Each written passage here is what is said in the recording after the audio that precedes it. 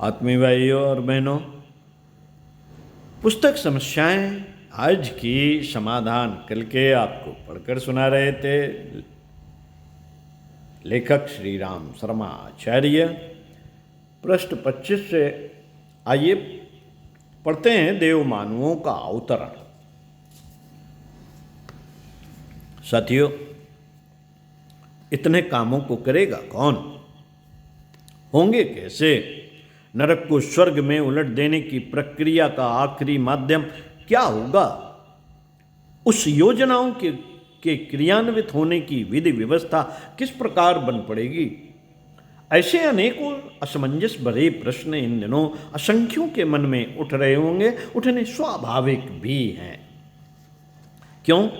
क्योंकि विशाल पर्वत जैसे टीले और समुद्र जैसे गहरे खंदक को समतल बना देने की बात सचमुच ही आश्चर्यजनक है। कई बार तो वैसा बन पड़ने का विश्वास तक नहीं होता, पर आस्थावानों को अविश्वास करने का कोई कारण नहीं।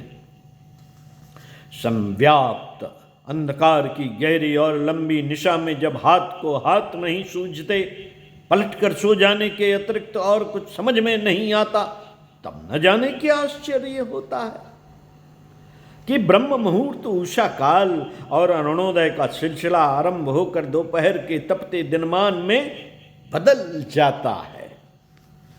इसे कहते हैं असंभव का संभव होना। जब ऐसे ही अगणित चमत्कार इस सृष्टि में आए दिन होते हम देखते हैं, तो किसी को प्रतिकूलताओं को उलटकर अनुकूलता में बदल जाने पर क्यों आश्चर्य करना चाहिए?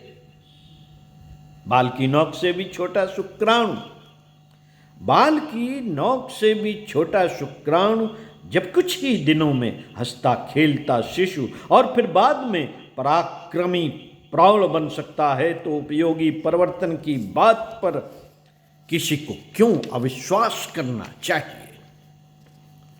युग बदलते ही रहे हैं।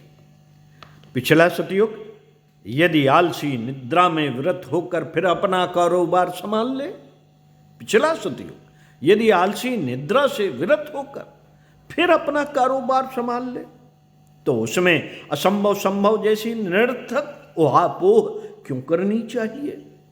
मनुष्य के लिए तो एक चींटी उत्पन्न करना तक असंभव है। मनुष्य के लिए तो एक चींटी उत्पन्न करना तक असंभव है, पर भगवान इसी अपने धरातल पर क्षण क्षण में कोटि कोटि संख्या में चित्र विचित्र आकृत प्रकृति के प्राणी उत्पन्न करता रहता है। आस्तिकों को तो कम से कम यह तथ्य भूलना ही नहीं चाहिए। वर्तमान युग परिवर्तन किसी व्यक्ति विशेष की योजना नहीं है। वर्तमान युग परिवर्तन किसी व्यक्ति विशेष की योजना नहीं है, ध्यान रखा जाए। इसके पीछे महाकाल का दुर्धर्ष संकल्प काम कर रहा है। प्रकृति ने नई संरचना के लिए उपयुक्त वातावरण बनाना आरंभ कर दिया है। इस दिव्य दर्शन को जो आंखें समय रहते देख सके, उन्हें बड़भागी ही कहा जाएगा, और जो समय की चुनौती स्वीकार करने में अपने पैर आगे बढ़ा सके, उनके लिए तो अंगद, हनुमान, नल, नील जैसी उपमा देने से कम में बात बनती ही नहीं। इन्हीं दिनों एक प्रचंड शक्तिशाली जाज्वल्यमान तारक प्रकट हो रहा है, जिसकी लपलपाती लपटें संसार भर के जीवंत और संवेदनशील मनुष्यों को झकझोर कर खड़े करेंगी और कार्य क्षेत्र में उतारने के लिए बाधित करेंगी। यह देव समुदाय देखने में भले ही रीछ बानरों जैसा हो, पर पुरुषार्थ ऐसा करेगा जिसे असंभव को संभव बनाने जैसा माना जा सके। ईश्वर विश्वासी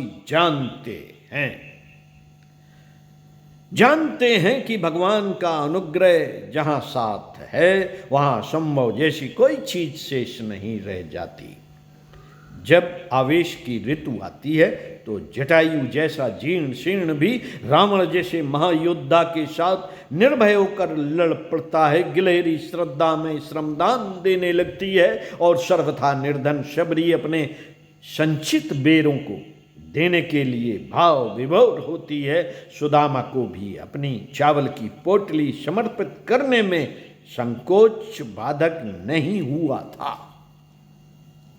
संकोच बाधक नहीं हुआ था। यह अदृश्य में लहराता दैव प्रवाह है, जो नवसर्जन के देवता की झोली में समयदान अंशदान ही नहीं, अधिक साहस जुटाकर हरिश्चंद्र की तरह अपना राजपाट और निज का, स्त्री बच्चों का शरीर तक बेचने में आगा पीछा नहीं सोचता। दैवी आवेश जिस पर भी आता है, उसे बढ़ चढ़कर आदर्शों के लिए समर्पण कर गुजरे बिना चैन नहीं पड़ता। यही है महाकाल की वह अदृश्य अग्निशिखा, जो चर्म छुए से तो नहीं देखी जा सकती, पर हर जीवंत व्यक्ति से समय की पुकार कुछ महत्वपूर्ण पुरुषार्थ कराए बिना छोड़ने वाली नहीं। ऐसे लोगों का समुदाय जब मिलजुल कर अवांछनीयताओं के विरुद्ध निर्णायक युद्ध छेड़ेगा और विश्वकर्मा की तरह नई दुनिया बनाकर खड़ी करेगा, तो अंधे भी देखेंगे कि कोई चमत्कार हुआ। पतन के गर्त में तेजी से गिरने वाला वातावरण किसी वेधशाला से छोड़े गए उपग्रह की तरह ऊंचा उठकर अपनी नियत कक्षा में द्रुत गति से परिभ्रमण करने लगेगा। हर व्यक्ति साथियों अपने युग का अवतार हर किसी को दो संदेश सुनाएगा, एक आत्म परिष्कार और दूसरा सत प्रवृत्तियों का संवर्धन। ध्वंस और सृजन की यह दोहरी प्रक्रिया इन्हीं दिनों तेजी से चलेगी और निरर्थक टीलों को गिराती, भयंकर खड्डों को पाटती हुई सब कुछ समतल करती चली जाएगी। ऐसा समतल जिस पर नंदन वन और चंदन वन जैसे अगणित उद्यान लगाए जा सकें। अंतरिक्ष से धरती पर उतरने वाली युग चेतना गंगा अवतरण की तरह धरती पर गिरेगी। मत्स्यावतार को पीछे छोड़ देने वाली गति से आगे बढ़ेगी। उसका कार्यक्षेत्र असीम होगा। जल, थल और नभ की समूची परिधि उसकी पकड़ में होगी। फिर क्या होगा? उत्तर एक ही है, विचार परिवर्तन, करुणा से ओतप्रोत भाव संवेदना, व्यक्तियों में संयम और कार्यक्रम में आदर्शवादी पराक्रम। बस इतने भर से नवगठन से अपनी दुनिया का काम चल जाएगा।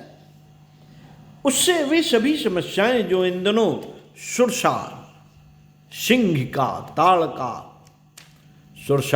का ताड़का और शूर्पणखा जैसी विकरालता धारण किए हुए है, अपना अस्तित्व गंवाती चली जाएंगी। फिर सृजन, अभ्युदय, उत्थान ने तो निश्चय किया है कि साधनों के अभाव वाले युग की तुलना में आज अपेक्षाकृत अधिक साधन संपन्न और बुद्धि कौशल प्राप्त होने के कारण वह मात्र सतयुग की पुनरावृत्ति न करेगा, वरन धरती पर स्वर्ग उतार कर रहेगा। दुर्गावतरण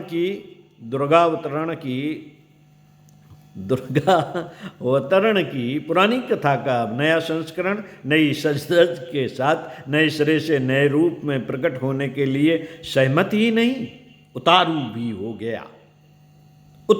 हो गया है।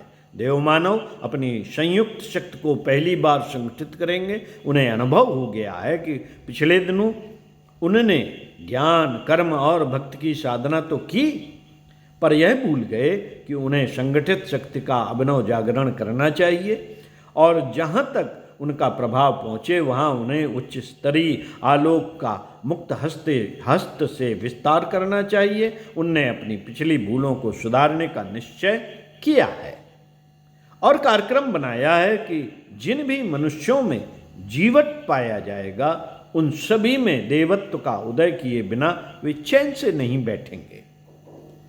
लगता है विश्व चेतना ने अपनी रीत नीत और दिशाधारा में उज्जवल भविष्य की संरचना कर सकने वाले सभी तथ्यों का परिपूर्ण समावेश कर लिया है। उसी का उद्घोष दसों दिशाओं में गूंज रहा है। उसी की लालिमा का आभास अंतरिक्ष के हर प्रकोष्ठ में परिलक्षित हो रहा है। न जाने किसका पांचजन्य बज रहा है, न जाने किसका पांचजन्य बज रहा है, और एक ही ध्वनि निस्तृत कर रहा है, बदलाव बदलाव बदलाव, उच्च स्तरीय बदलाव, समग्र बदलाव। यही होगी अगले समय की प्रकृति और नियति।